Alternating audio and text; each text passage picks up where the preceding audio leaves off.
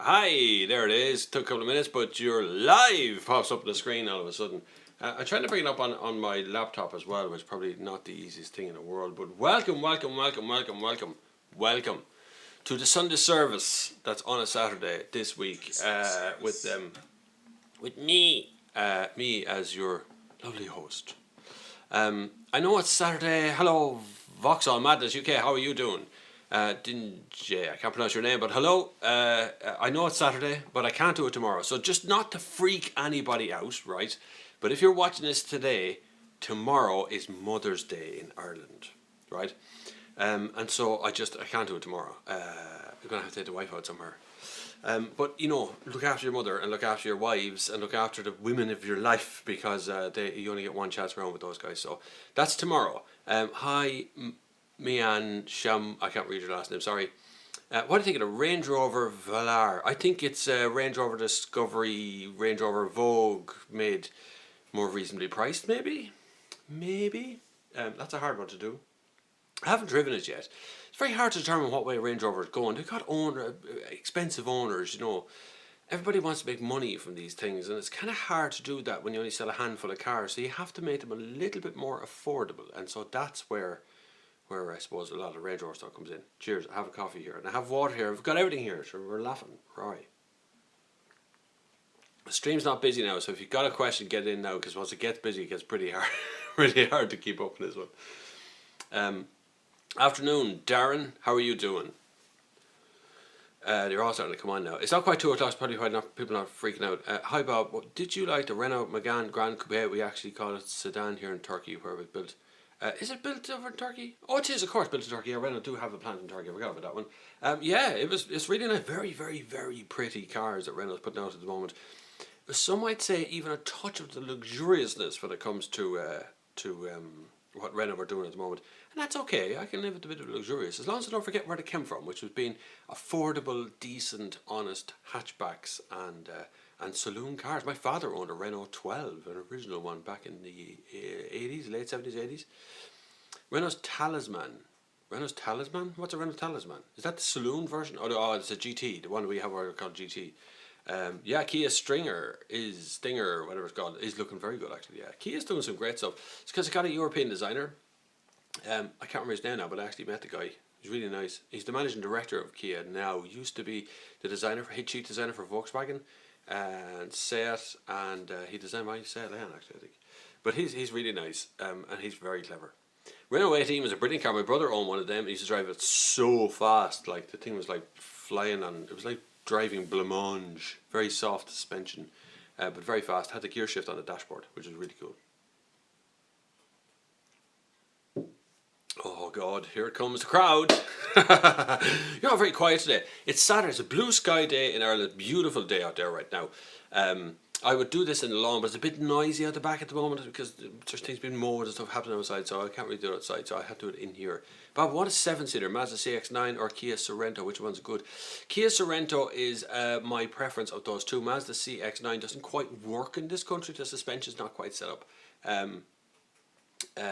You've got to kind of bear in mind that suspension is probably the last thing that happens to a car when it comes into a country. So the suspension isn't really sorted for a car in the UK or Ireland until it's actually on the ground and tested on those areas. Mazda don't really do the testing over here in Ireland. They do the testing in the lovely flat part of Europe, so it tends to be a little bit firmer, a little bit more sporty in the CX-9, so the Kia Sorento wins that one. I just seen a question. Bernard Brides asked, sorry, I have a second screen going over here so I can keep up with your questions, which is on this side over here. What tyres do you use on your Leon? Keep up the good work. The ones I can afford, to be honest with you, Bert. Currently on it, there is Continental tyres on the back, I think, because we got a puncture one night. We had to run over, we ran over a curb and got a sharp edge puncture, so I had to get a brand new tyre, tore it open. And the rest of the tyres I think are Blue Response by Michelin, if I'm not mistaken, which are very nice tyres, although they are wearing pretty fast. Generally more expensive tyres tend to have more rubber in them, and they're a little bit softer compound, which gives you more grip but doesn't give you as long a life. JP O'Callaghan says, which one 2-year-old crossover to buy, 2-litre diesel automatic? That's a tough one because they're all kind of the same. Auto boxes, if you're going for an auto box, let's stay out of the Nissan range or anything Japanese for that matter. Unless the CVT. CVT is just one gear, so you can't really go wrong. It's just a funny noise. Some of the Korean stuff would be pretty good if you're looking back that direction. Maybe one of the Kia Sorentos or a Kia Sportage. You'd have trouble finding an automatic version of one of them. After that, take your pick. Once you're outside those kind of ranges, there's any amount of the thing. Yeah, you got some of the old Tiguan's and things that are out there as well. It's just the automatic box going to be a problem. Try and stick into DSG or Power Shift and Ford. The rest of them as automatics aren't deadly. They're very hard to use. A bit like that Volvo out there. It's slow speeds. The Volvo S90 automatic box hunts for gears and doesn't know. Weird. It's very weird. You're a car man, Bob. The Talisman is not a Megane. It's replacing the Laguna with very nice. Oh yeah. I don't really keep up with what's coming ahead. I try not to do that because car companies try and get you into the thought of what's coming before you even worry about what's actually here in front of you. So I worry about a car once I actually see it here in Ireland and it's finished and it's done. Then I think about it because generally speaking, as a journalist, they tend to show me everything they can do. So they stick everything into the car, all this active cruise controls and all the special steerings and all that sort of stuff. They stick everything they possibly can in the car. And by the time you guys actually go to buy it, they take out all that stuff and they put in nothing else. So I tend not to look ahead too much of what cars are on the way. Sufficient. I'll wait till I post up on the screen. Here we go. Thinking of either a 2016 BMW X1 or an Audi Q3. Would you recommend it? Would you have any other recommendations? No, because where you are, BMW and Audi would be the two kings of that segment, but I would go towards the Q3. I quite like the clamshell rear end boot lid on it, and the four-wheel drive and DSG are more pleasant to drive than the BMW versions of them. BMW tends to be a bit heavier and feels a bit heavier on the road too, but still both bloody good cars, but I would prefer the Audi, although it is a little bit samey as other Audis. Don Salter, Bob, can you give preference on a Mazda 5 or Volkswagen Charan for comfort and driving? Charan is definitely the most comfortable of those two, without a doubt. It's also much bigger. Mazda 5 is very clever in that it kind of compacts everything into sort of 6 seats, and they split the seats. There's a name for this. There's some Japanese name they have on it, where they split the seats. You can kind of get between them. It's a very clever car, and it has electric sliding doors. But the Charan is a way bigger car, much more comfortable, and it's much more economical as well, believe it or not. Now that might change if they change the diesel thing on it, but it's definitely the Charan. Go with that one. It's a good bit more expensive as well though. Vauxhall Madness says, where in Ireland are you from? I'm actually originally from Kildare in Ireland, but I live in Laois, in Portlaoise. I have lived in Portlaoise for I don't know how long time, nearly 10 years I think, something like that. It's a nice town, it's alright. It's got everything in it, it's just largely forgotten about by the Irish government. It used to be an industrial town, used to have plenty of money, doesn't have as much money anymore. Will you be testing the Seat Cupra Tour 300 all-wheel drive and the Super Sport line? Yes, probably both of those, Nicholas. Tends to be, the Volkswagen Group are pretty good at bringing all their ammunition to the country, so we tend to get everything over here, which is pretty cool. The problem would be anyone outside of the Volkswagen Group tends not to bring all of their good stuff, so, lots of car companies only bring half the fleet. The stuff that's going to sell, they bring a lot of diesel stuff, or a lot of petrol stuff now, I suppose. Do you know of anyone who wrapped a car, pros and cons? I definitely know a lot of people who have wrapped vans and stuff. That is a very, very big business in Ireland, wrapping a van. The wrapping of a car is a different story. I know some of the guys in the UK, and I know a couple of guys who have performance cars here, and I'm talking about Ferraris and stuff, who've gotten clear wraps over the front to stop stone chips and stuff, and have done that very successfully. The problem is when the wrap gets a chip in it, so when the wrap actually gets a mark in it, you have to take the whole wrap off and put it on again from scratch. You need a professional to do it. You can do an Ed China on this, right? You can do it yourself with a hairdryer and a lot of patience, but if it goes wrong, it's going to take a very long time to do it. The downside is if you like a clean and polished car, it never gets dirty. Okay, so you'll polish up to the line of the wrap and that's it. You hose it down, they need repairs, they look tatty when they're starting to rub off, but for the lifetime of the car, if you get the car and you wrap the car and then you just leave it alone and just drive it around for 5 years and then go to sell the car, it'll be immaculate. It'll look like it just drove it out of the showroom. So, yeah, wrap a car, but it does have upsides and downsides. UK, I will soon visit my Irish family down in Leixlip, County Kildare. Leixlip is north of where I was born, so yeah, you're kind of up towards the airport and aerodrome. Leixlip is a lovely area of the country. It's a very flat area of the country, but quite nice.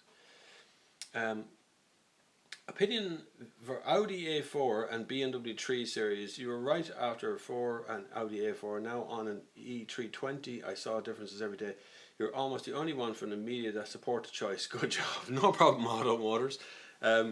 Yeah, well, you know, depends which way you fall. Everybody's entitled to their own opinion, but I don't let my opinion be influenced by other car reviewers. So I don't really watch other people review cars before I've had the car, and sometimes I don't watch it after I've had the car either. So, and that in that respect, I don't get jaded by somebody else's opinion of a car. So I don't listen to it, and then I don't really listen to marketing speak either. So, and I don't write press releases, and I don't really, so it's it's just plain what I actually think about a car comes out. And some car companies don't really like the way I do that, in that I just will say I don't like a car.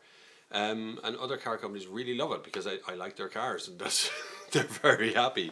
I've always taken the realm of the kind of BBC effort of stuff, that they don't fund me, they don't give me money. Car companies don't give me money, so I don't have to like their car.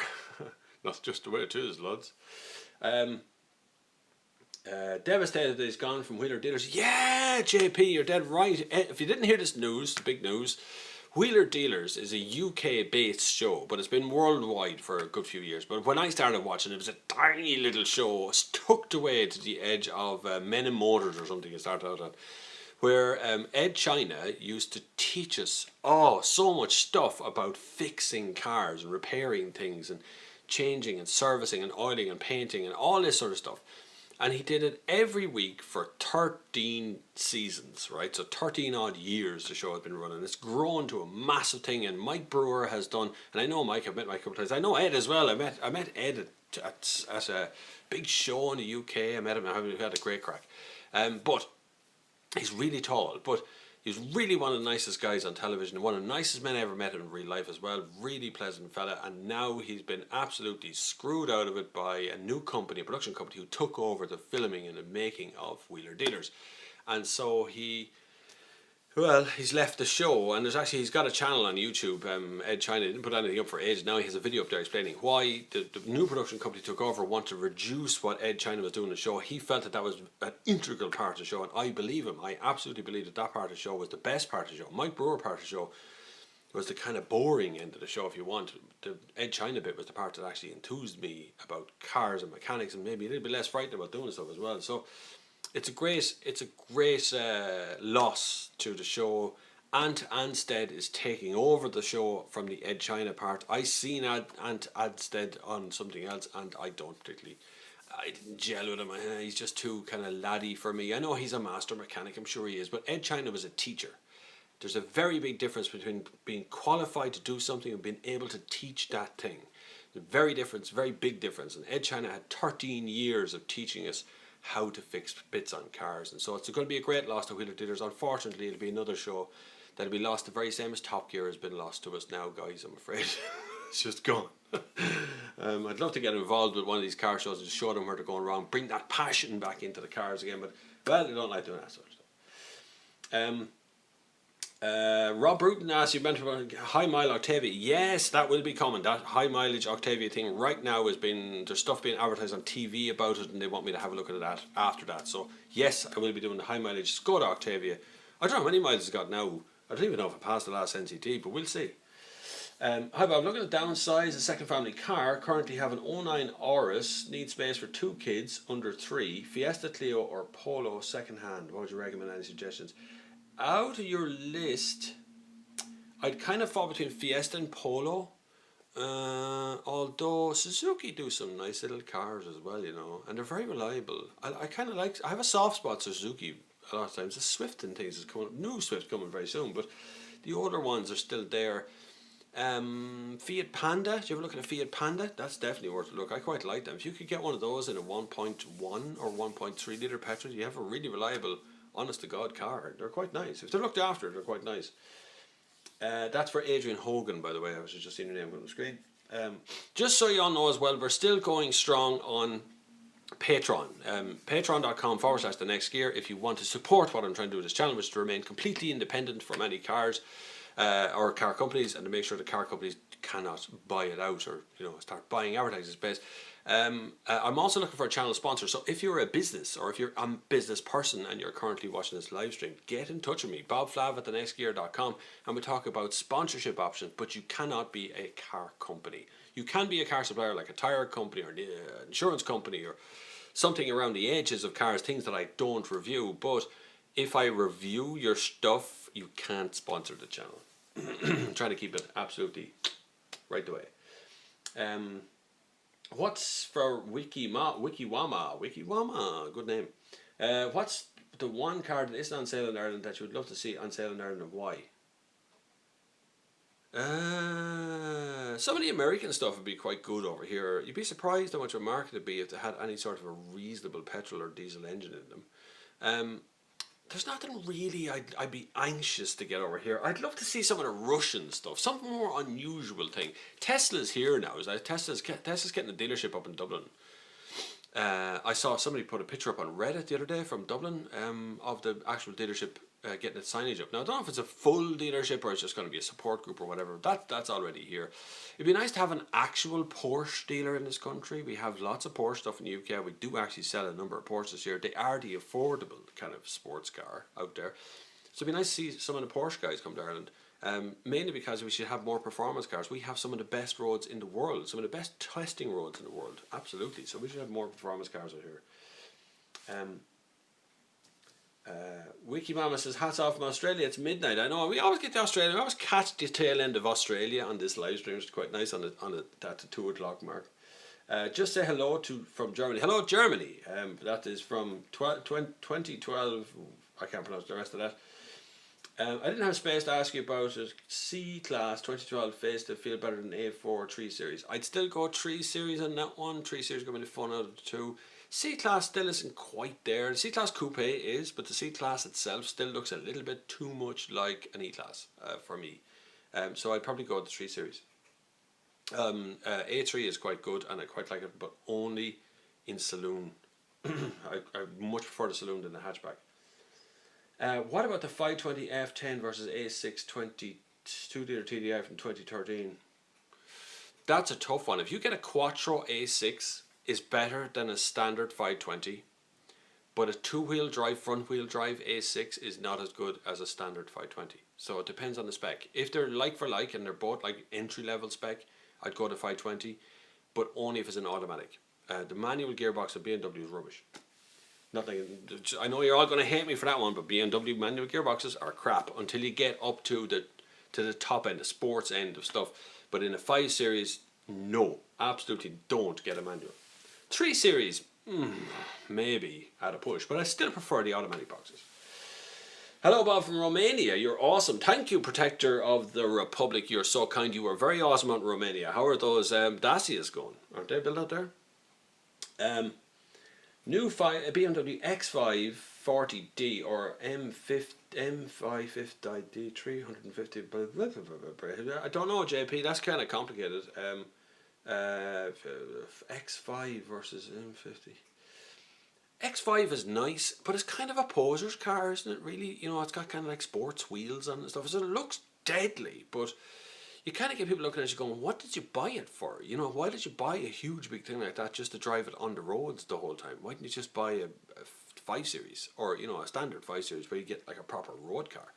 The engine 40D or M50D. I still go 40D if you're going that engine stuff. I wouldn't be bothered with the bigger engines. Great, but they're expensive. Adrian Hogan, which would you pick? 151 Golf Estate or 151 Passat? Have you driven either? I've driven both. I have, certainly. I would, depending on spec, I would pick a Golf Estate there. If the spec was good, I'd definitely go Golf Estate. Very, very affordable, pretty car, will always be worth something when you're going to go and sell it, particularly in the estate for some strange reason. Estates on Golfs used to look terrible. The current one looks quite nice. And in white is actually quite nice as well. So yeah, definitely Golf Estate. Why don't you go for X-Drive and not Quattro? X-Drive, Nicholas, X-Drive still, I don't think is sorted out properly. It's not as good as Quattro, real Quattro. So there's two kinds of Quattro from Audi, right? There's a kind of a fakey-makey Quattro, and there's the real Quattro. So real Quattro, the object behind the Quattro, was that the car had the capability of sending all of the power to just one of the wheels, if that was the way it had to be. It could be a one-wheel drive, it could be a two, it could be three, it could be four-wheel drive. It could shunt a percentage of the power around through the four wheels. There's a modern version, and hence a little bit more affordable version of Quattro.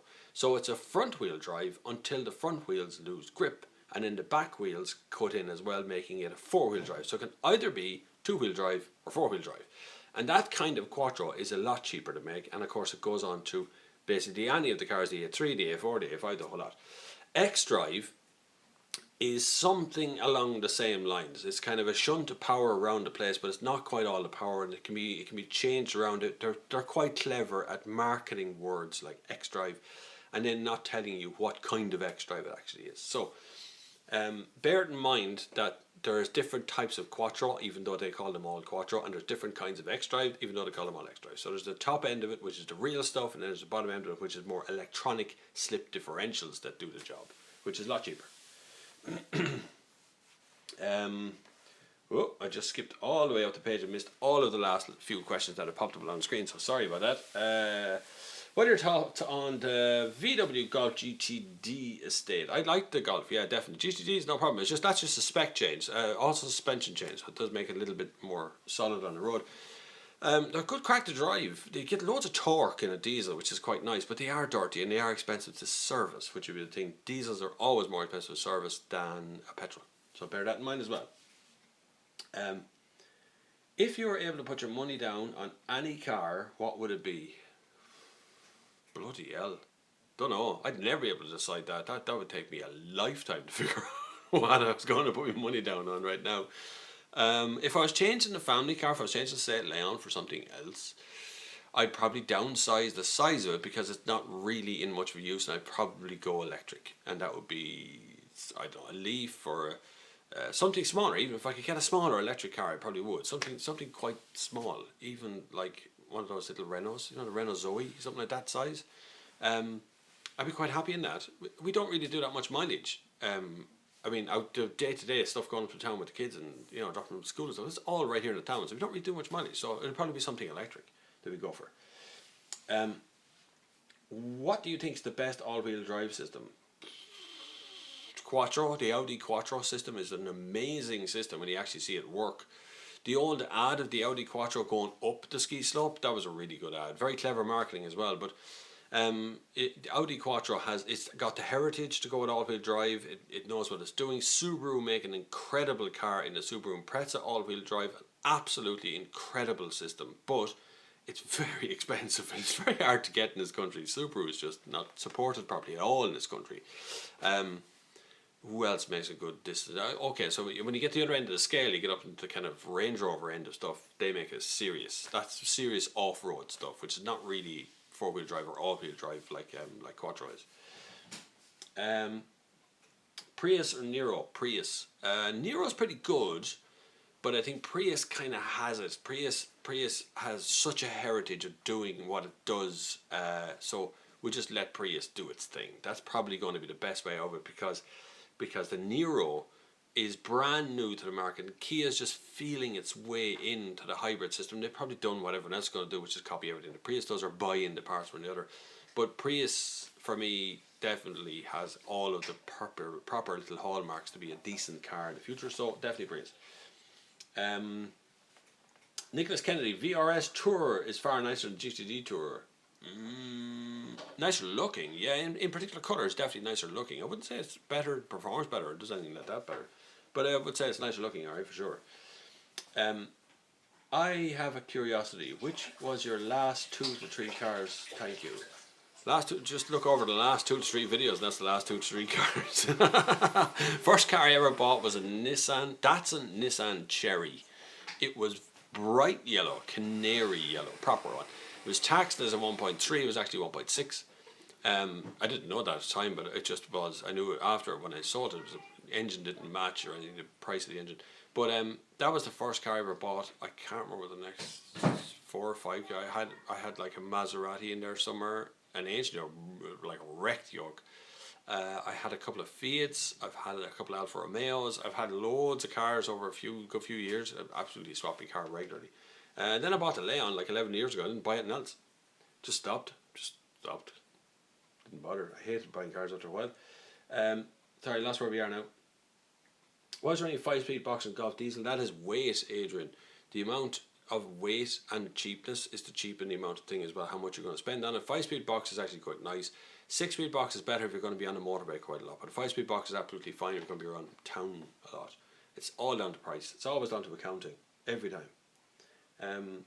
I have to say the Peugeot 106 and Citroen Saxo are the most popular, nicer chav cars in Greece. Yeah, I know. When you're in Greece, you see all the little small cars. It's quite nice. But it's down to parking. It's a bit like Italy. You go over to Italy, go into Rome and see how they park. Like 4 smart cars to one little tiny space, all nose in or arse in. Peugeot 106 is actually quite a nice car. I quite like that. Citroen Saxo, same. They're good cars. They're good, honest cars. They've kind of lost their way now because they bought all the Citroen, whatever that, or the Toyota Aygo. They bought the chassis and the whole machine off that and put stuff on top of it and became Peugeot 106, which is a little bit weird, I think. Where was I? Mazda CX-5 is too sporty. Someone's asked me what's my view on the Mazda CX-5. It's a little bit too sporty. I like it. I love the gearbox and all. It's quite nice to drive around in, but it's just to live with it. The suspension is a little bit hard, and it's just a little bit tinny here and there. So as CX-5 goes, I prefer Tiguan would be nicer. Maybe the Kodiaq, that's a bit bigger. Something around that kind of level would be nice. Gary John Wyatt. No, I haven't. Never. Bob, do you ever get to review the Kia Stinger sexy looking car? If it's here in Ireland, yeah, certainly. Obviously, Kia Ireland are very good at bringing in cars. They're very good at making sure everyone gets a go in the cars as well, which is quite nice. So they have good launch days and plenty of time, and they don't rush in and make sure they've got enough cars. So yeah, if the Stinger comes to Ireland, if there's a market for it, Kia will bring it. The trick is that often this country loves the look of a car, but God, they wouldn't buy the thing. It's a bit like that Alfa Romeo video that I made earlier on in the week, the Cloverleaf one that everyone's crazy and cracking up about. Please share those videos. That'll never be sold in Ireland, but it'll be here. It's good to see the Halo car arrive in Ireland, but people need to buy them as well. Otherwise, they won't bother with the cars. Right, next. Hi Bob, which electric car will you consider for yourself? Jayek in Portlaoise. Sorry, Jayek, I don't know how to pronounce your name, but welcome. I'm glad you're in Portlaoise. Electric cars, whatever one would be the most reasonable. I wouldn't really worry even about age of the car being electric, because I don't think you really reduce your range all that much from the cold or from age, really. I'd like a hybrid just to cover all bases at the moment, because literally Electric Ireland and the system that they have for getting the cars charged is utterly rubbish. The whole system seems to shut down, and I don't know if they closed off the department for electric cars or whatever, but they just couldn't find their arse with both hands. So the problem would be, if we had just a full-time electric car here, would be to go anywhere outside of Portlaoise and you're looking for electric charge points. But I'd certainly consider a Leaf. They've got heritage. They got the support system. The Nissan garages are aware of how Leafs need to be repaired and how the servicing costs and all that sort of thing to go with it. So there is an element of that around it. I'd obviously like to wait for a Tesla Model 3, which would be a more affordable version of it, but I'd buy something second-hand electric and I would do it.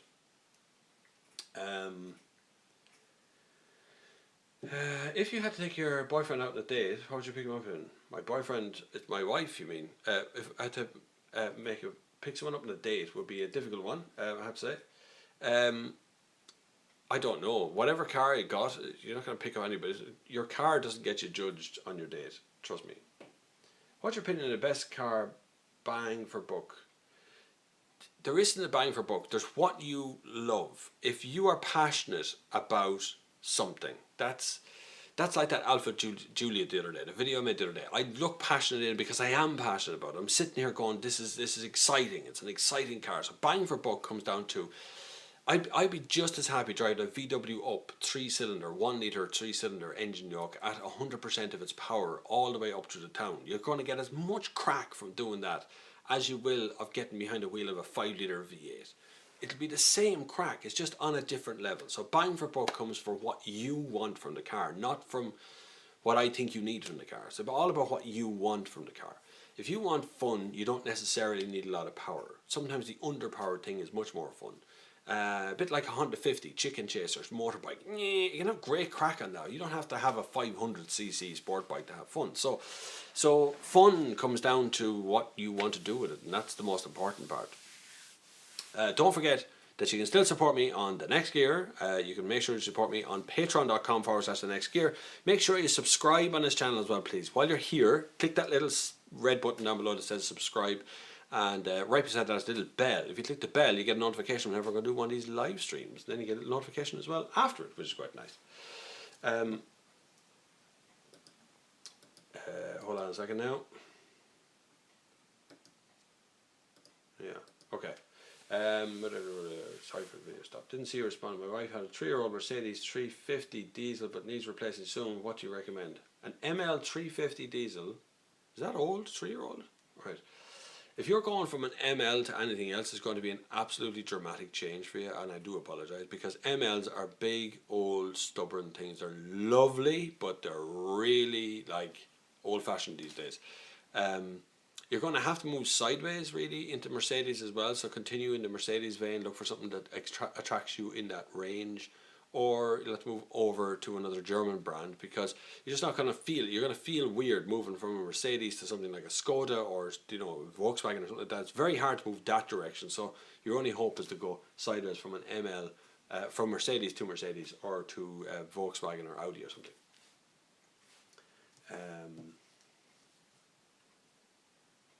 Yep, we're still getting lots of responses. Keep going there. You're doing well. Sorry now. Okay, I drive a very comfortable Citroen C5 and I want the next car to be as comfortable. Oh my God, you want anything other? That would be a problem. I'm not saying it's a problem, but so you're never going to find anything as comfortable as a Citroen, right? Especially older Citroens. They concentrated heavily on the comfort, so they made the seats comfortable, they made the suspension comfortable, made the steering comfortable, everything. And then in typical French fashion, they threw out absolutely everything they knew and they started again. And they made them a little bit less comfortable than they were before. So the modern range of Citroens are not as comfortable as the old Citroens. So that's an issue as well when you want to move from one to the other. But French cars still are the most comfortable from all of the cars out there. So now, hello Japan. I can't read your username at all because it's in Japanese obviously. But hello Japan, how are you? Glad to have you on board. What time is it in Japan? CC Gaming, you're Irish as well. Go on, CC Gaming. Are you in Ireland? I'm glad to have you aboard. Have you ever regretted buying any particular car and why? I bought a Toyota Urban Cruiser. Oh my God, you bought an Urban Cruiser? Why did you buy an Urban Cruiser? Did you think it was cool? Overpriced. Toyota withdrew it from the Irish market. Some headache getting a trade-in value after that. Correct, Adrian. That is always the problem when you buy something. If you go out and you buy something that because you love it and you like the look of it and it's a little bit weird and very, very little other people are actually buying the car, you're going to have a problem if they stop selling it here. And if it doesn't sell in numbers, trading it in, how do you value it against the rest of the market? So it's pretty unusual, and you're nearly punished for going outside the realm of the normal in this country. So that's a bit of a problem. It is 11:30 in the evening in Japan, so well done. Stick with us. Make sure you click the like button up there, guys, and subscribe. At every available opportunity, click that subscribe button. Speaking of French being weird, what's your thoughts on PSA taking over Opel, says Wiki Mama?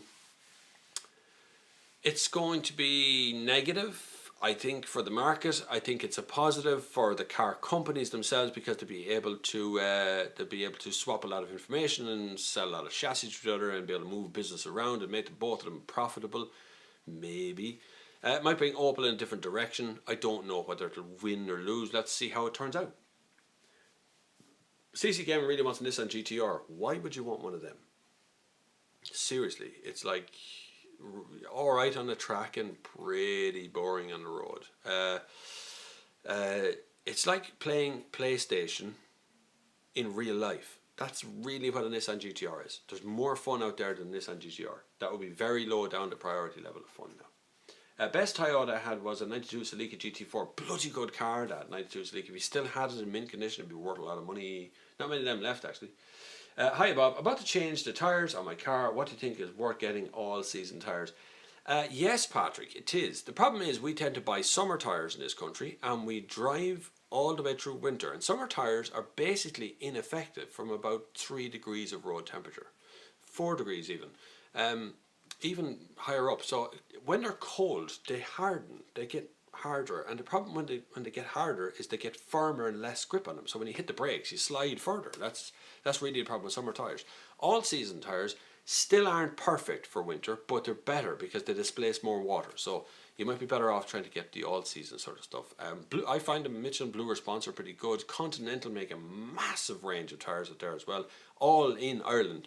Check with the main brands. The reason the main brands tend to be, I'm doing a little bit of research for a tire video which is coming up as well, but the reason the main brands are a little bit more expensive is because they develop all the tires. They do all the development costs come down to the main brand tires. So like Michelin, Dunlop, Continental, all these Bridgestone, all these big guys out there, they do all the development of tires, and then the cheaper tire companies come and buy some of the tires and go, right, let's just copy that, and that's that. So they make cheaper tires, but they also add more plastic to the tire, which makes the car a little bit cheaper as well. CC Gamer says it's his dream car for Nissan GTR. Go find one, drive it, and then when you're finished driving that, go drive a Mustang, or then go drive an Alfa Giulia Cloverleaf, or go drive even a Giulietta Cloverleaf. Go drive other stuff before you think about putting big money down on Nissan GTR, because it's definitely more fun to be out there in other cars. Saw a new Volt today with the huge grille. It looks awesome. It does actually, yes, new Volt. The Chevy Volt always looked kind of nice to me. I don't know why they didn't bring something like that over here. I know Opel and GM did bring a car over here with the 4 engines or the 3 engines, whatever it is, with the generator thing in it, which I thought was very good, but massively overpriced for a 4-seat car. I think Chevy should bring over their Volt. I don't know why. I just kind of like Americana, I think, in cars. What do you think of the new Volvo V40 model from what year are we looking at? 2002? 2002? I can't think back that far. What's it look like? I don't know. What do you think of the new Volvo V40 from 2002? I'm thinking of buying a used one. Oh, another one. Buy it in the States, quite nice. The problem is it came with an awful lot of mechanical problems, if I remember correctly. I remember people telling me about gearboxes and turbos and things going quite a bit in those Volvo V40s from the 2002s. So make sure it's gone through all that crap before you start thinking about buying older cars like that. Yeah, the V40, that's the one. Yeah, get that. That's nice. V40 is actually a very pretty looking car. Not very big, but very pretty. I loved your Alfa Romeo Quadro Fligio. Simply Magic is all about emotion. Correct, Mundo. Okay, so most car reviewers on YouTube here feel that they're on show, that they have to show this very tame. I have to stand here and go, this car is a 220 brake horsepower, 1.2 litre, whatever, that sort of.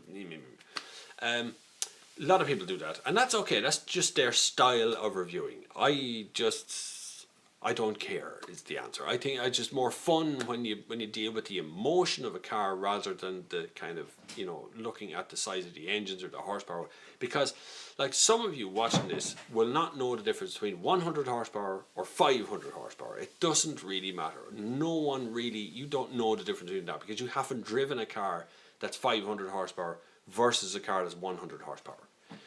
You haven't done any of that. So there's no point in me saying to you, that a car is 322 horsepower, I'm afraid you'll find out. Because, in the long run, is it fast is all you really want to know. Or is it slow? Or does it have a lot of torque? And that sort of thing. So that's where experience comes in. That's my job to relay the experience of driving a car versus you having a car. So that's kind of the way around it. How did you get my name up and read it? That's kind of cool. Wait, let's just go back here for a second. I have to go back and absolutely ban that person because you're nothing but a scumbag. Enjoy yourself. See you later. How about, what do you think of the new Seat Ibiza? Seat Ibiza. Have I driven a Seat Ibiza? I don't remember. If I don't remember it, I either haven't driven it recently or there's a new one out and I haven't driven that at all. Or it was completely forgettable, and that's probably why I don't remember. From what I remember, Seat Ibizas are actually quite nice. They're okay. A little bit, rental car, hire car, that kind of cheap. But pretty good after that party pooper. I wouldn't mind. Most Seats are usually alright. Derek Johnson, Fiat Tipo. One of my favourite cars this year, Fiat Tipo. I would probably buy the estate one. Really nice car, really good engines, nice gearbox, good level of kit, and you will not regret it, I don't think. I just can't see Fiat giving any problems in the future. I know they have a history of it. I know the first thing people jump out at you is go, oh, Fiat fixed again tomorrow. Get over that, right? That hasn't happened in years. Fiats are just as reliable, if not more reliable, than an awful lot of brands out there. What was that? I missed that. Can you answer my comment, please? Where was your comment? JP, I missed your comment. There's so many comments going up the screen. I don't know what happened to you. Ask me again. And listed Raceline Karting says, after Bob, how often do you drive your own car? Considering most week you have a test car all week. I drive my own car probably once a week, every once in a while. Sometimes it's just because we don't bother changing the car seats out to the new car, or because there's only 2 seats in the new car, or whatever it may be. But once a week or so, I tend to drive my own car to town. It's there. It's like a second car to any family. It's just like a backup car. But my wife usually drives it to work or brings the kids to school, and I do that sometimes as well. So that's it, man. I do drive it every once in a while. Adam Alpha. Custom license plates are about £20, €20 a piece. There's a place in Drumcondra area. I don't know what you have to get a license plate these days, but I know you like be careful with the license plate thing. Make sure you're getting the right one. My good friend Bob, Peter North here, an Irish jolly fellow. Peter North, hello Peter North. Peter North from the porn movies years ago or what? Difflex, hello Bob. Diflex3, hello Bobby, hello. Ramona, yeah. I can't decide between a Skoda Octavia VRS and a superb Sportline. Which one do you recommend? Skoda Octavia VRS. Petrol one, like RS, the proper one. Go buy one of them. What more would you want? Ramona Sosna, I'm 12. Well, you're too young to be here, but welcome. We try and keep it clean here as much as we possibly can. So if you mess around, you end up getting banned, and there'll be no questions whatsoever. I'm quite quick with the ban button, but that's okay. Price for customizing your new number plate, as in the numbers, e.g. 171. Oh yeah, okay. Can you customize the number plates? I don't know what you. I suppose you could. Yeah. You could try, work around, but I know in this. I know in this country, you can't have personalised number plates. So what I mean is, like in the UK, where you've got like BF1, Bob Flavin 1, you know. So I don't know whether you can't have that in Ireland, but you can select the number you want to have for the following year. Because I know there's a guy here in Portlaoise that gets like 171 LS1 nearly every year. I think it's a Ford Focus he buys every yeer. I watched a lad in Oz doing what you do. Done great review on the superb Sportline 280 4x4 DSG. What lad in Oz? Oz? In Australia? That'll be a different car entirely, different suspension. Probably have basically the same engine, but it'll be different suspension, different setup. So even if he liked it, I might not, because it's a different car. Wiki Mama says you can have personal plates anywhere you like in Australia. Just pick a word, any combination is yours. Can you go dirty words like as well? I think he does buy a Ford Focus nearly every year. Yes, I think it's a Ford. It's definitely a Ford. And I've often seen it on a Ford as it is. Kevin Kennedy, hi. What do you think of the new Volvo S90? It's sitting outside the door, Kevin. It's very good, but moderately boring, but nicer, much nicer than the XC90 to drive.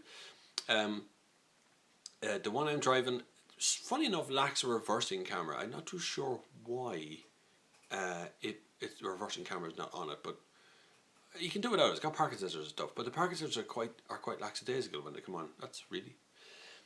Do I take it you don't want to answer me, William? William, I don't. It's just so many questions come up on the screen. Ask the question again, because it's just like on my screen it goes and then millions of questions come up on the screen.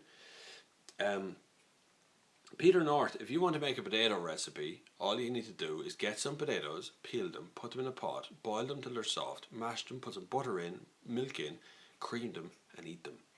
There you go. Once you're finished at the radio station, what will you be doing next? I have no idea, William. I don't know. I haven't sorted out anything from there. I'm about 2 weeks away from finishing the radio station. I'll be freelance for a little bit. I'll do some freelance video work and stuff, but I haven't sorted out anything permanent or any other job that's coming up. That's any other job that's coming up at the moment. So I don't know what I'm going to do at the moment, William. How does the Skoda Octavia VRS compare with the Mercedes C-Class in terms of performance and driving experience? You really asking that? Mercedes C-Class? C-Class is like... Well, the C-Class is a executive car. It's not really a performance car. It can do performance, but like a C220 diesel, so it has no performance really. The Skoda Octavia RS, the proper model RS, not the dressed up version of it, is a performance car. So it does handle entirely differently. They're not really comparable, but other than the two of them can be gotten in saloon. There's no real comparison between the two. Is France car still less reliable than German? Like generally, that's a kind of an odd one to buy. I don't know. There's no, like, if you go by amount of recalls that happen, so amount of cars that are recalled at the moment, if you were to include the fixes that Volkswagen have had, they would be in like number one place for recalls this year. Toyota would be very high up in recalls, but recalls are a natural progression of things. The car companies identified a problem, they recalled the car, they fixed the problem, they put the car back out again. Cars that are unreliable are the ones you're talking about where you walk us to the front door one more and turn the key and nothing happens, or the car just doesn't start randomly. But basically, most cars these days, that doesn't really happen anymore. That's very, very unusual to happen. I would suggest that you could count on one hand how often that happens in the morning. Most of the time, if a car is mistreated over the years, not serviced and not looked after in some way or another, it will start to give trouble. And that's just the natural course of things. That's just because you don't look after it. What are your thoughts on the Alfa Stelvio? What do you think there are high expectations for Alfa's next cars to follow up to Giulia? I think Alfa should just concentrate on getting the Giulia sold and making some money. That's the problem for Alfa, is they get excited, they get some money, they go off, they build something like the Alfa Giulia, they release it, everybody loves it, and then Alfa go, right, that's that done, let's build something else, and off they go and build something else. And then they spend all of their money, they go broke, and have to ask Fiat for more money again. So I think Alfa just concentrate on getting the Giulia out there and some sales under their belt before they start worrying about what the Stelvio is going to bring. Bob, the Type R Honda is coming to America for 35,000, 300 horsepower of a 2-litre engine. Yeah, $30,000, $35,000 for 300 horsepower 2-litre engine is pretty good. America has nice flat roads as well. You're going to need them because there's a little button in a Honda that makes the suspension go from really crazily hard to somebody putting bricks in the suspension system. That's the way the Honda system works. It is really hard in there. It's quite noisy. They're not very comfortable. But that's okay because it is meant to be a race car that goes on the road. And that's cool. I can live with that. But if you're going to live with that car every single day, you are going to need a spine replacement in a few months. Have you tried the BMW M Experience in Mondello? Yes, I have, and I will be trying it again on Monday. BMW are shutting down Mondello for me to go up there and drive some M2s and i8s and stuff like that. Yes, BMW Experience tends to be open to people who might trade up from the BMW they're in to another BMW, or they might trade across from an Audi or a Mercedes to a BMW. And so BMW are quite clever. They give you a chance to drive the cars, then they hope you're going to buy a few of them or tell your friends about it and buy a few. So expected weird video on Monday. On this Monday I'm going to Mondello. BMW are giving me the whole track and they're going to let me loose with M2, so I'm going to make a video about an M2 for you all. If you have any requests on Monday, all of the BMW fleece will be there, so I can drive whatever car you want. I'm 16 and going to be driving next year. Any recommendations? Stick with what you can afford. If you buy something big, you won't be able to afford it. Buy the cheapest, nastiest piece of crap that will pass an NCT for you, and don't worry about the rest because you're going to just hop it off every wall in the country anyway. So if you buy a BMW, you're just going to spend your whole time paying for it. When you get behind the wheel of a new Audi A5 I'm picking up on Monday. So I'll have it next week. I'm supposed to drive a Ford car or something next week as well. Just saw that in the calendar. I don't know. But I'll definitely be driving the A5 next week, and I'll be driving most of the BMW fleet. It's getting close to 1 a.m. I've got to work on Sunday morning. Much love for myself and my Subaru. And the Subaru, you're out in Australia for Subaru. Right, good luck, and I'll see you. Australia is signing off for tonight. Goodbye, Australia. What do you think about leasing a car at 17? Leasing a car is a great idea. No leasing companies in Ireland will lease a car to a 17-year-old because you probably won't be able to get insurance. Plus, leasing is an oddball sort of thing. I assume you're talking about Ireland because this is Ireland. I know about Ireland. Leasing in car in Ireland, you generally need to have fleets of cars. So you lease 5 cars for all your employees, and that's a leasing agreement that you might have. It's kind of weird to go through a leasing company for a single car at 17 years old. Buy the cheapest car you can find, 200 quid or whatever, 300 quid. Spend it on that. Make sure it's good and safe. It can pass an NCT, and away you go. Don't worry about safety. Bah, safety. God, I was lucky I had seatbelts in the back seat of my cars when I got them first. I see 2015 BMW i3 going about for 14, 15 grand starting now in the UK. Would you buy that? Good value for money. Not many around in Ireland though. Yes, I would, Robert. I drove the i3 a couple of years back. Really good car. Came with a little motorbike engine in the boot, which is very, very clever. So you got so far in electricity, and then a little motorbike engine would cut in and start to charge, and just put it from the back. The BMW motorbike engine.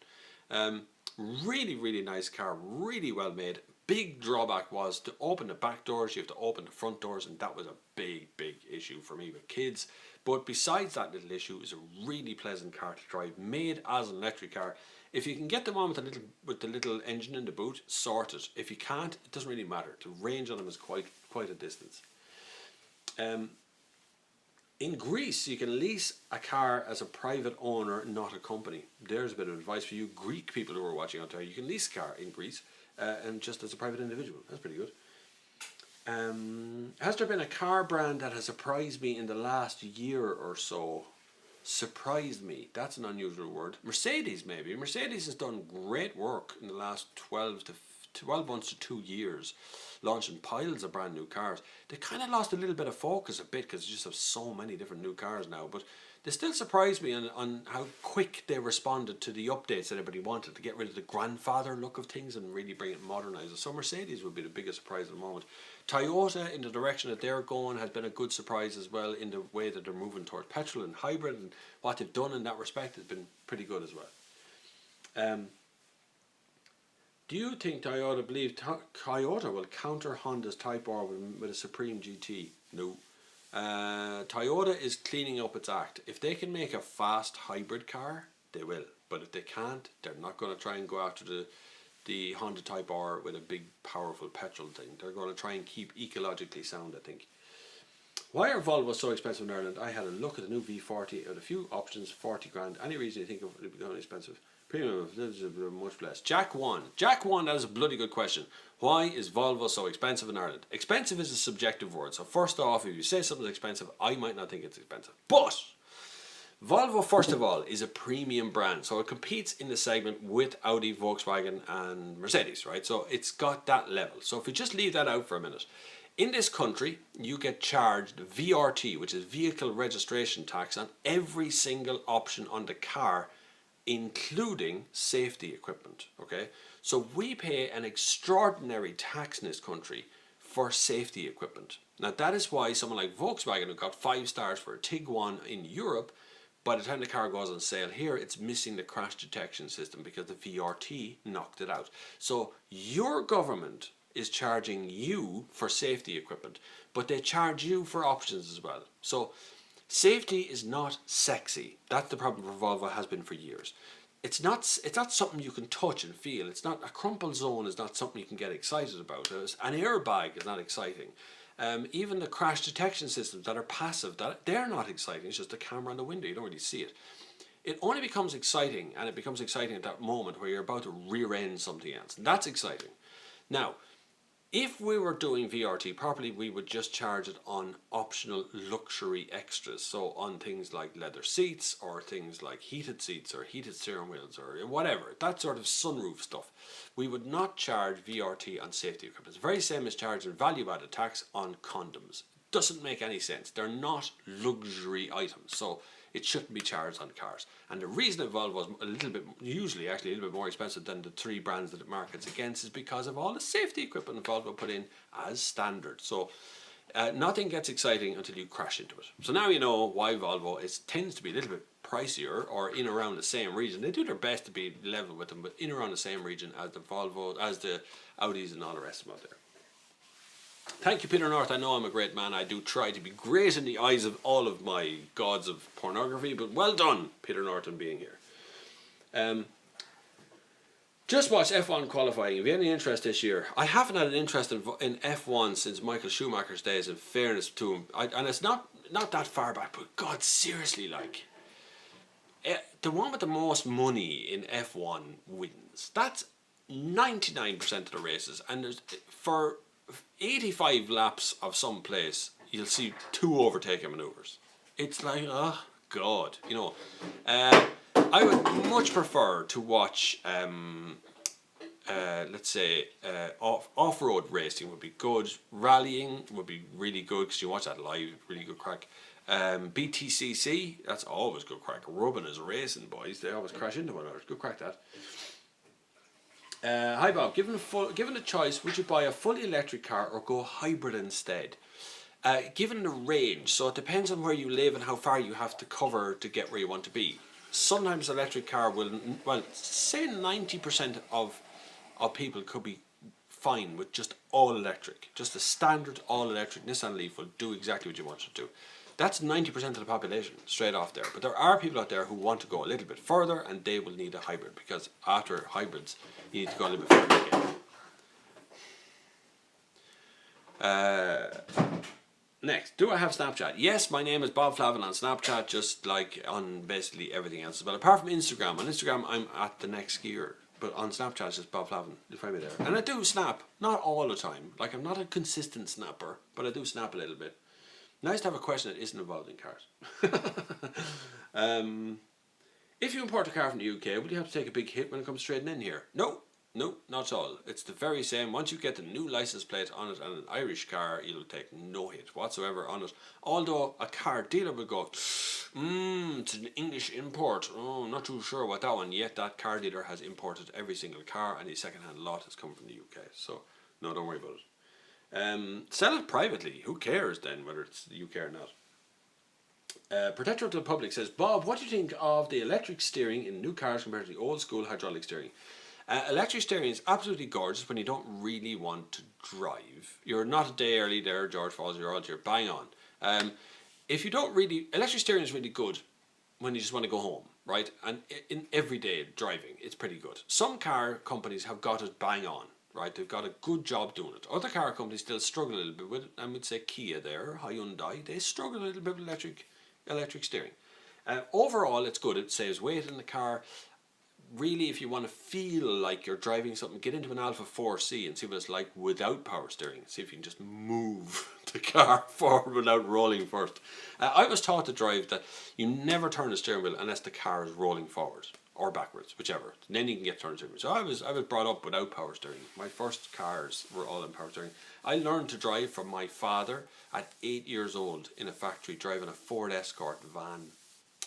I could barely reach the pedals. I was only 8. I remember it clearly. I hate electric cars. A mate of mine has one, and having a ride, it feels like a milk float. Bloody quick though. They have huge torque because they don't have a gearbox technically. The last time I shouted out at someone, the horse and more, they ended up being a bit funny. So just here for having a crack, right? So don't go mad. So electric cars have great torque, so they can get from 0 to 60 really, really quickly. The problem is they can't go much beyond 60 without running out of electricity. That would be the problem. They're meant for short sprints, which is quite good. What's your opinion on the refugee crisis? Refugee crisis?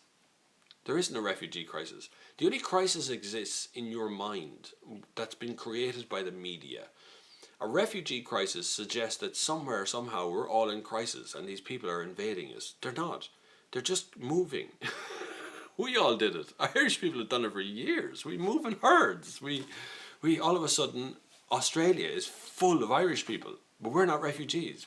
We come with money. That's the only difference. They have nothing. They come from nothing. They seek something. We have something. Let's just share it. It's just as easy. If you correct Peter North, the media will make you absolutely hate everybody on earth. You shouldn't listen to them. I'm not in the media, by the way, which is pretty good. I don't really report that sort of stuff, but it strikes me that even the word refugee crisis, the phrase of the thing implies there's a massive crisis. There's a crisis in their country. They are being bombed, murdered, killed. They are caught in the middle of something that nobody really understands. It's an arms race. It's a war that's happening, and civilians are, as usual, caught in the crossfire. They're trying to get out of that.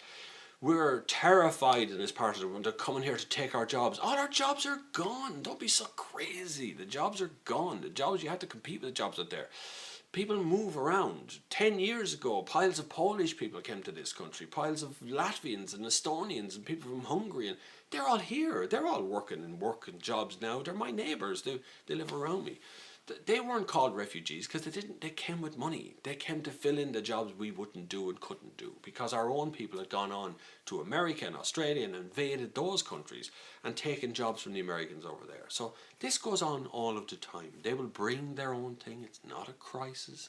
It's merely a transition period that these people come to the country, they get a job, they become happy, productive, or they go home, or they move on to the next country. Don't worry about it. It'll be fine. It'll all level out in the end. It's just somebody has a vested interest in making sure that the media are whipped into a frenzy about refugee crisis. Yeah, crisis. The only crisis right now is I have 2 weeks left in the job that I'm doing right now, and in 2 weeks' time I'm going to have to find a new job. That's my crisis right now.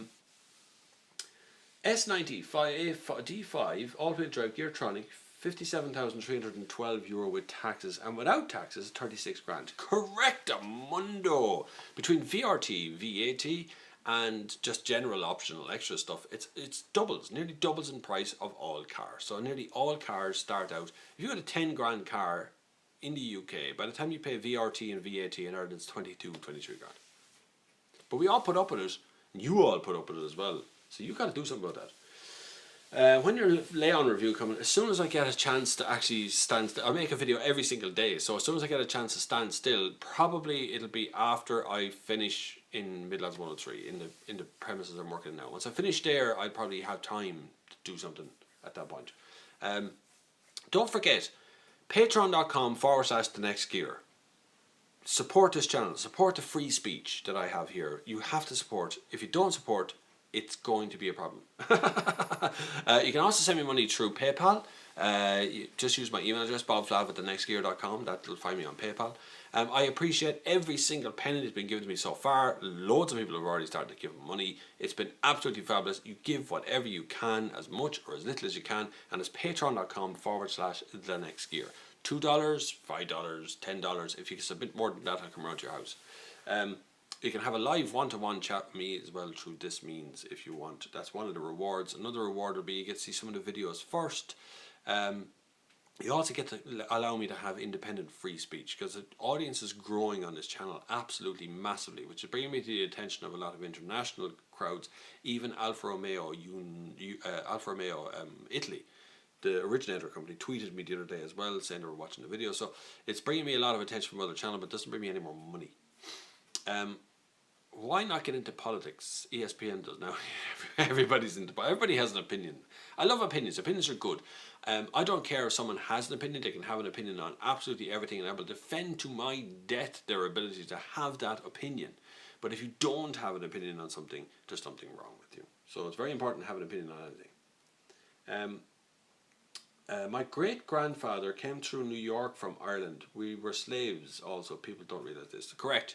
Most of the time, most Irish people who were growing up in Ireland, grandfathers and stuff, they were coming in Ireland, were running away from a famine in Ireland.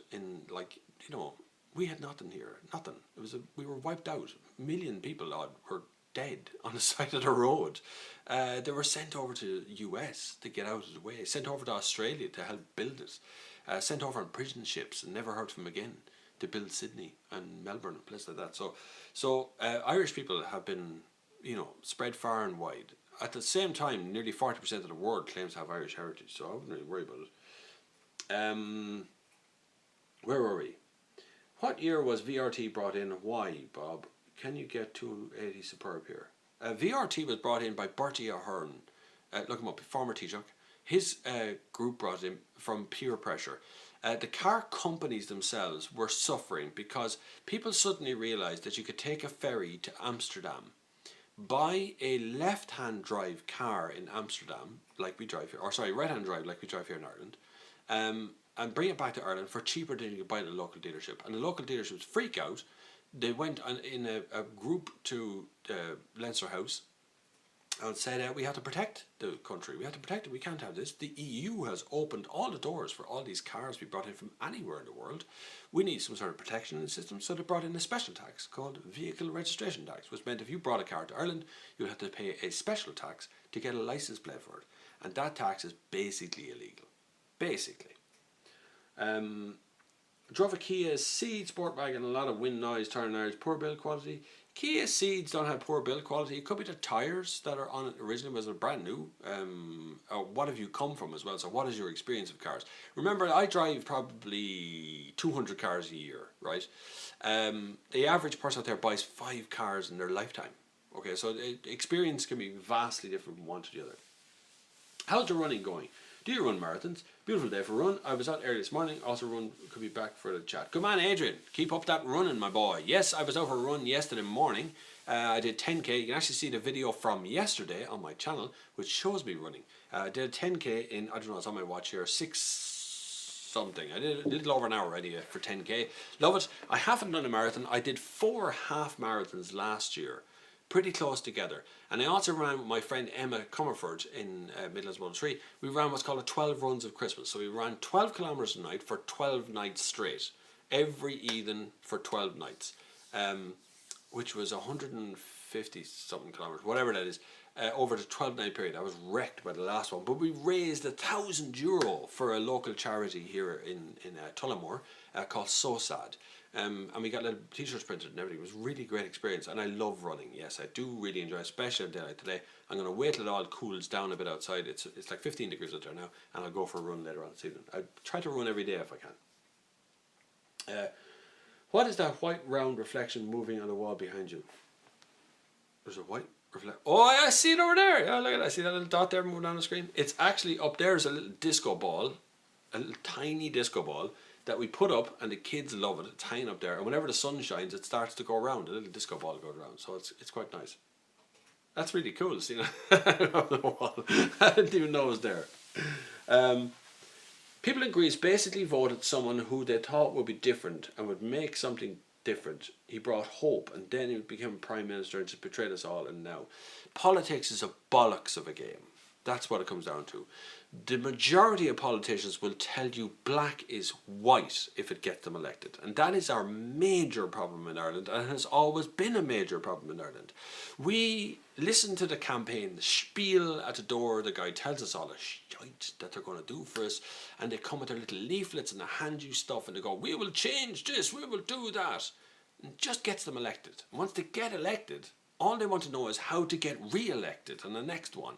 So they don't really do anything for us, because all they do is to get themselves re-elected every time. It's a terrible job. I wouldn't want to do it, really, unless somebody wants to elect me to the Department of Transport Minister, which is where I want to be, really. Well, I don't want to be. Hold on. I wouldn't mind it, but I'll have to take it with a grain of salt somehow. With our running history, marathon would be no bother to do. Yeah, that's true, Adrian. I do want to do the Dublin Marathon this year. I might do the Cork Marathon. I might do the Dublin Marathon. I don't know. I'd like to go out and run maybe 30 kilometres just to see how would anything break, because I'm quite old now and I only started running like 2 years ago, if even, no, a year and a half ago or something. I started to run, and I only stopped smoking cigarettes 2 years ago. This May I stopped smoking cigarettes, so I don't have the lung capacity to do any sort of fast times, but I really do enjoy running. I should get through a marathon without too much difficulty, I hope, but we'll see. You shouldn't complain about taxes in Ireland, because you should pay more if you lived in Denmark, 150% of factory price and then 25% of VAT on top. That is true, Anders, that tax, if you balance out tax or look at taxes across different parts of the world, it appears that some people pay less tax than others. Take, for instance, Guernsey, where technically there is no corporation tax. Very rich companies hang out there because it's called a tax haven. But actually, income tax, or PRSI, the standard tax that we pay over here, is actually quite high over there. So if you work in a shop over there, it's very expensive. But taxes, and the same applies to taxes in somewhere like Denmark, where you think that you're paying a lot of tax, but actually you have a lot of benefits on that. I've been in certain European countries where personal tax is quite high, but yet their streets are perfectly clean, their trams are on time, they get free bins, free water, free, there's lots of other stuff that is charged for over here as well. in Ireland, we tend to put tax upon tax upon tax, and then if we don't like that tax, we change the name of the tax. If anyone in Ireland remembers, the universal social charge is called now on tax, which started out as an emergency tax to get us through a bit of a problem. They just changed the name and they continue taxing us whatever way they like. Anything they can exchange money for is always good. It's not just Ireland, it's the whole world. Correct. You are a very wise man, Bob. Thank you very much. I try to be as much balanced as I possibly can. I should be balanced rather than wise. I don't tend to react very much to anything that's said to me, so I'm okay. Just seen a brand new Honda Civic on the way home from work. That's pretty good. I will be driving a Honda Civic soon. It's the 1 litre version of the Honda Civic. I find it looks a little bit curious, I have to say. But it is Japanese cars. I do expect Honda tend to be a little bit weird. But they're usually a little bit more reserved than this. But this one's a little bit weird. I hope they didn't get rid of the flippy up seats and things in the back. They're always good crack.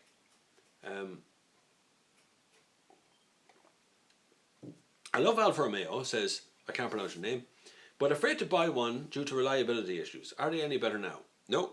Alfa Romeos tend to be driven hard all the time. So the minute people get them, they drive them to pieces. Reliability is the same as any other car company out there. Reliability of a car depends obviously on how it's put together. If it's put together badly, it's going to be a bad car anyway. But the chances of a car these days being badly put together and the amount of stuff they'd have to lose now if they got into trouble with reliability. I mean, look at Opel, just got through the point of the Zafiras going on fire here in Ireland. It was an amazing thing. These things are just bursting into flames when people driving on the road. Nobody's really freaking out about it.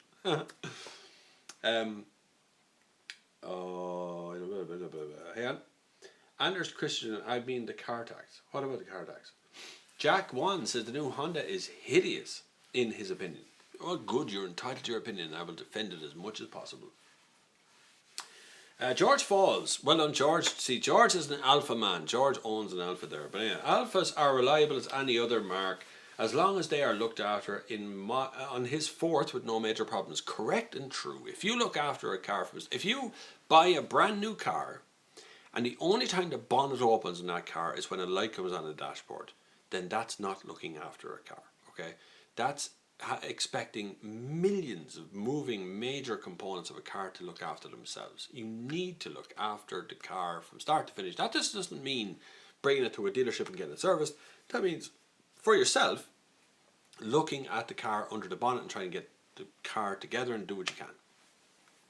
So if I bought a new Alfa, it should be fine. Yes, it will be fine. There won't be a problem with it at all. I've driven the things to destruction and I've never seen anything wrong with them.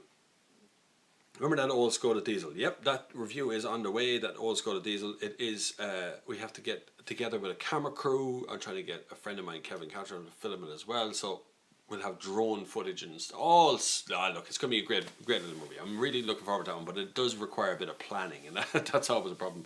I'm not very good at planning these things. Somebody rings you up on Monday and go, let's do this. And I go, yeah, sure, let's do it. You missed the Superb 280 there. What did I miss in the Superb 280? Was I in the 280? I did do a Superb 280. No, I didn't do a Superb. I did an Octavia 280. I don't know. Is that like a GTI version of a Superb, or just 280 brake horsepower? The sun is outside. Did you know the sun is out today? This is Ireland, and it's actually blue sky out there. I might have to mow the garden. Do you know that? That's not a good thing to say, but I might have to mow the garden. It's 3:10 in the afternoon here. We'll be going for 73 minutes. Don't forget to click the like button. The one there. See the one down the bottom? I think it's over that side there somewhere. Down there. There. And the subscribe button, which is on the other side over here. And make sure that you go for patreon.com/thenextgear and give us whatever you can afford there, please. It keeps the channel independent wherever possible. It's just an experiment. I'm just trying it. If I can make it independent, I'm going to scale up these videos up to a whole new level, and we'll bring you videos of pure honesty, which would probably frighten the crap out of most car companies. But anyway, that doesn't really matter. We can frighten them. They're used to being frightened. In Thessaloniki, I can't pronounce that, but it's a place in Greece. I recognise the word, but I can't actually pronounce it. Second biggest city in Greece. We have buses that are 23 years old and unreliable. You know, if you have buses, which is pretty good at the moment, our bus company's on strike, so you've got buses. At least that's it. There's my Korean subscriber. Well done. I remember you. Of course, I remember anybody. I always remember everybody. Everybody thinks that, like, for some reason, I don't remember people, but I always do. I was meant to say Honda have ruined it. You really like? I really did like the last Honda Civic. Yeah, I do. I hope they haven't ruined it. The less about ruining, that the better. Okay. Ah, man, this is a lovely day. I like live streams. Getting very relaxed about live streams these days. Do you like live streams? Whoa. In your Skoda 500,000 review, you said it still lived because it got serviced and authorized Skoda did it really important to your service car. Yes, it is really important that you service your car. It's better if you service it in a main dealer because you get all the stamps and you get all the stuff and there's checklists and stuff that people have to carry out. But realistically, if it's just being looked after in a general service way and it's getting the parts required whenever it requires, it will last longer than the car that isn't getting those things. So it'd be quite nice. Will Ireland get the Giulia Veloce Q4? Yes, it will. It'll be available to order. Won't say you're going to see them down your local dealership, but you'll certainly be available to order them here, yes. There was a question about reviewing superb 2-litre TSI 200 brake car from Irish Road. Would be interested in that. I will ask Skoda what they have. I don't know if they've got one of them, but they certainly do have Skoda Superbs, but they're usually diesel. Is there any Korean cars, Hyundai and Kia in Ireland? Yes, both of them. Both Hyundai and Kia are both manufactured in Europe and can be bought here in Ireland, and we have dealers all over the place. The top selling car this year so far, I think, is a Hyundai Tucson. So yeah, it is definitely available here. What do you think of all the Jaguar models that have been released lately? That's an odd question there, Dave. Well, not odd, but I don't know. I'm struggling to figure out what Jaguar are doing. Whether they want to just sell cars or they want to be the luxury brand that Jaguar always were. Jaguar still make really good cars. Jaguar Land Rover. But they still make really good cars. But I just can't work it out what they're at. The F-Pace, their support for press seems to be very slow in coming. They're very choosy about who they bring to have a look at their cars, which makes me think they're up to something. I don't know. You know, if you're unafraid of what the press is going to say about your car, you bring all the press. You know what I mean? If you're a little bit afraid about what the press are going to say about your car, you only bring one or two, and you know, because you can predict what they're going to say, right? Can you review at least one of them? If you do a search on my channel right now, you will see reviews of both Kia and Hyundai, many of them. So make sure, and the Tucson's not that long ago, so make sure you have a check there. Go through them. Can you review the Civic Type R, please, Bob? It is reviewed already, Robs. Look back on my channel, it is already there. Have you driven the Autobahn? Yes, many times. There's nothing special about the Autobahn other than its unlimited speed sections, and even they are very small. So when you get up to speed, you just go, oh my God, this is like going backwards in time, and boom, you're at the end of the speed section and you can't go any further. What's the ugliest car you've ever driven? Everybody knows the ugliest cars. Everybody. Someone else will comment now instantly. Everybody knows what I'm going to say next. No dislikes. No, I don't get that many dislikes. It's kind of cool. I usually get one or two, but that's what it is. I just get more shares. I like more shares. I like more subscribers. So subscribe. And you get notifications then as to when new videos go out, which is every bloody day at the moment. And it's been fun making videos every day. In fairness, it drives my ability to make and create and boom. What's the fastest car you've travelled in Ireland? That would be the Nissan GT-R. Would be technically the fastest car I've driven in Ireland on tracks. Didn't go very fast though because the track is so bloody small. Mondello, the straight Mondello is quite small. It's very short, so it's quite hard to go any faster. We need another racetrack in this country. Anybody want to build a racetrack? And I'm not talking about, there's Rally School Ireland as well, which is a very good racetrack, but it's quite small. It's very tiny. Sorry, interrupted there for 1 second. Yeah, we need another racetrack in this country.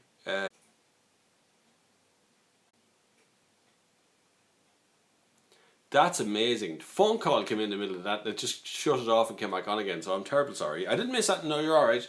I didn't miss too much, I don't think. Hold on a second. Fastest traveler did that one. What are your thoughts on the announced Renault Alpine A110? Wouldn't consider a Renault sports car manufacturer. Renault do make good. Renault Megane Cup thing. That was still a good car. I quite like that.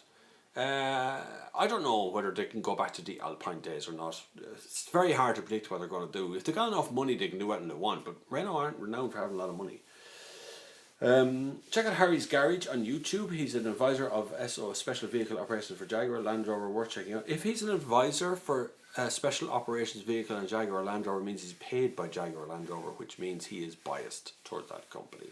So if you are paid directly by the company, look, his videos might be brilliant. I'm not saying there's nothing wrong with him. He might be the most unbiased person in the world. But if you are paid by a car company, then your opinion is jaded immediately. So there's nothing to do with that. Bob, what do you think of the Volkswagen these days? Dave's from Thunder Bay, Ontario, Canada. Well done, Davis from Thunder Bay, or Ontario. Well done. What do I think of Volkswagen these days? I think they're probably one of the best car companies in the world, but they try and sell too many stuff because there's so many people working for them these days. Bob, did you ever review the GTI Club Sport? No, I have it in a few weeks, I think. I can't remember. Did I book into that? I forget if I booked into that or not, but I think I did, yeah. No, I haven't reviewed it yet. But if it's anything like GTI, it'll get a good review without a shadow of a doubt. Just saw your reviews, loved it. Make sure you subscribe. I got a call it there, 80 minutes, 81 minutes. It's been a beautiful day. I will not be doing a live stream from tomorrow, but I will be doing a video tomorrow as usual. This is the video from today. Make sure you subscribe. Number one thing, subscribe to the channel. I want to reach 22,000 subscribers today, please, which is like 99 subscribers left. Please make sure it is. It is going to be my full-time job very shortly because my full-time job is actually finishing. But yes, reviewing cars has been my long-term job for the last 7 years. So please, do you buy all your cars? No, the cars are given to me by car companies. But subscribe here. I have to go mow the garden as well, which is true, George. I may go mow that garden. Then make sure that you go to patreon.com/thenextgear and check out there to see if you can find a way to support my channel, which would be absolutely brilliant, because without your support, this channel is not going to continue as it looks right now. It can't. It has to continue in a different way. So if I can get 95 more subs today, I'll have 22,000 subscribers, which would be quite nice. I'm supposed to go to a YouTube event thing in the next hour or so, but that's not really going to happen, I don't think. But for tomorrow, don't forget tomorrow is Mother's Day in Ireland. Don't forget. Make sure you get your mammy, whatever it is, or your wife, or your girlfriend, or whatever. If they're a mother, get them something. Be nice to them. Until the next time, I will see you on the far side. And subscribe, by the way. Do it. Make sure you do subscribe.